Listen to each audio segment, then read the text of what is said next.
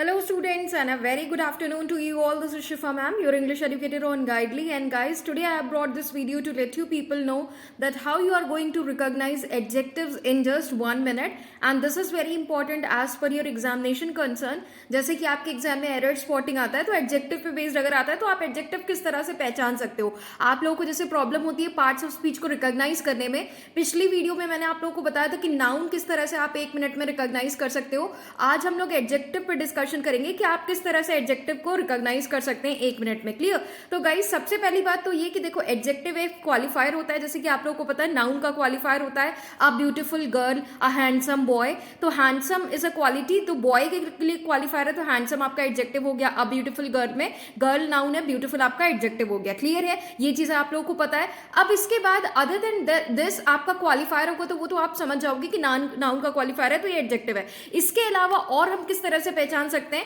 तो गाइज आपके कुछ सफिक्स हैं जो कि बहुत इंपॉर्टेंट है. अगर इनको आप याद कर रहे हो तो बहुत इजीली आप विद इन सम सेकेंड्स आप एडजेक्टिव पहचान सकते हो सेंटेंस में.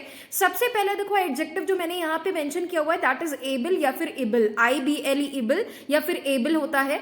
इसका मतलब क्या होता है? इस सफिक्स का जिस वर्ड में सफिक्स एबल या इबल लगता है वो एडजेक्टिव होता है. जैसे कि इसका मतलब होता है कैपेबल ऑफ या फिर वर्दी ऑफ. ठीक है, तो कोई चीज किसी चीज की कैपेबल या वर्दी होती है तो उस सेंस में हम एबल या इबल लगाते हैं. एग्जाम्पल जैसे कि फ्लेमेबल, जैसे कि कल्पेबल, जैसे कि एडिबल, जैसे कि एक्सेप्टेबल. क्लियर? तो ये आपके एग्जाम्पल हो गए. You can let me know in the comment section कुछ और एग्जाम्पल आप बता सकते हो. सेकेंड आपका नंबर 2 सफिक्स जो है वर्ड के लास्ट में AL लगता है, अल लगता है या फिर EL लगता है, IAL लगता है या फिर वर्ड के लास्ट में अगर इकल लगता है ICAL इकल. ठीक है, तो AL IAL या फिर ICAL लगता है वर्ड के लास्ट में तो ये एडजेक्टिव होता है. इसका मतलब होता है पर्टेनिंग टू समथिंग या फिर रिलेटिंग टू या फिर हैविंग द क्वालिटी ऑफ. तो किसी चीज के अंदर कोई चीज क्वालिटी है या कोई चीज किसी चीज से रिजेंबल करती है, पर्टेनिंग टू, या कोई चीज किसी चीज से रिलेट करती है तो उस सेंस में हम ये फॉर्म सफिक्स के लगाते हैं. जैसे कि एग्जांपल एक्सीडेंटल,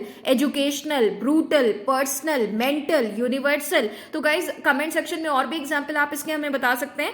थर्ड आपका जो सफिक्स है दैट इज ANT या फिर ENT. तो वर्ड के लास्ट में अगर सफिक्स एंट या एंट लगता है तो वो भी एडजेक्टिव होता है. अगर कोई सेंटेंस लिखा है उसके लास्ट में कोई वर्ड आ रहा है, वर्ड के लास्ट में AL लगा है या एबल इबल लगा है या ANT या ENT लगा है तो आप पहचान जाओगे कि ये एडजेक्टिव है. और काफी इजी होगा इससे आपको एरर स्पॉटिंग फाइंड आउट करने में. ठीक है, तो इसका मतलब क्या होता है? एंट या एंट का मतलब होता है परफॉर्मिंग और बीइंग इंक्लाइंड टूवर्ड समथिंग. ठीक है, कोई चीज किसी चीज के टूवर्ड्स इंक्लाइंड है या फिर समवन. ठीक है, एग्जाम्पल जैसे कि इंडिपेंडेंट, वैकेंट, ब्रिलियंट, इंपॉर्टेंट. तो आप और भी एग्जाम्पल हमें बता सकते हैं. नेक्स्ट है आपका अरी, ARY अरी. तो वर्ड के लास्ट में ARY लगता है तो वो भी एडजेक्टिव होता है. इसका मतलब होता है रिलेट्स टू समथिंग या क्वालिटी, प्लेस, किसी की क्वालिटी या प्लेस, किसी की चीज के रिलेशन में हम क्वालिटी या प्लेस के सेंस में बात कर रहे हैं दैट इज कॉल्ड अरी. जैसे कि कस्टमरी, जैसे कि डाइटरी, जैसे कि प्लैनेटरी, कॉशनरी, मोमेंटरी एटसेट्रा. और भी एग्जाम्पल आप बता सकते हैं.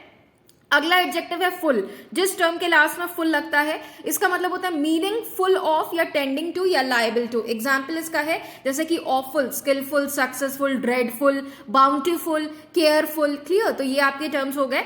अगला जो गाइस आपका यहाँ पे एडजेक्टिव है फॉर्म है जो सफिक्स है IC. तो वर्ड के लास्ट में अगर IC सफिक्स आता है तो वो भी आपका एडजेक्टिव होता है. इसका मतलब होता है पर्टेनिंग या रिलेटिंग टू. तो कोई चीज किसी चीज से रिलेटिंग में है, रिलेशन में है दैट इज कॉल्ड इक. जैसे कि एथलेटिक, रिलेटेड टू एथलेटिक्स तो that is athletic. Scenic, related to scenery तो सीनरिक हो गया. ऑर्गेनिक, ठीक है, तो ऑर्गेनिज्म से रिलेटेड है तो ऑर्गेनिक है.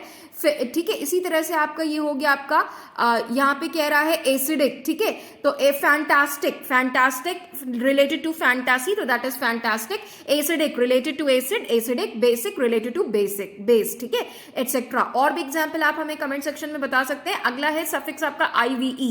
एडजेक्टिव फॉर्म में किसी वर्ड के लास्ट में IVE लगेगा तो वो एडजेक्टिव होगा. इसका मतलब होता है परफॉर्मिंग टेंडिंग टूवर्ड्स या नेचर. ठीक है, जब कोई चीज टेंडिंग टूवर्ड्स नेचर के सेंस में बात होती है, performing in the sense of nature, तो वहां पे IVE लगता है. Example cooperative, sensitive, supportive, creative, और भी एग्जाम्पल आप हमें बता सकते हैं। अगला है IOUS या फिर OUS, बहुत कॉमन सा एडजेक्टिव टर्म है OUS, आपको सभी को पता है, या IOUS लगता है तो वो भी एडजेक्टिव होता है, जैसे कि फुल ऑफ क्वालिटीज, ठीक है, कोई चीज फुल ऑफ है मतलब किसी चीज से भरी हुई है, या फिर किसी चीज की क्वालिटी की बात हम करते हैं तो वहां पे लास्ट में एडजेक्टिव में IOUS या फिर OUS लगता है। एग्जाम्पल डेंजरस, ठीक है, something related to danger, that is dangerous, ठीक है, nervous, gracious, mysterious, poisonous, etcetera.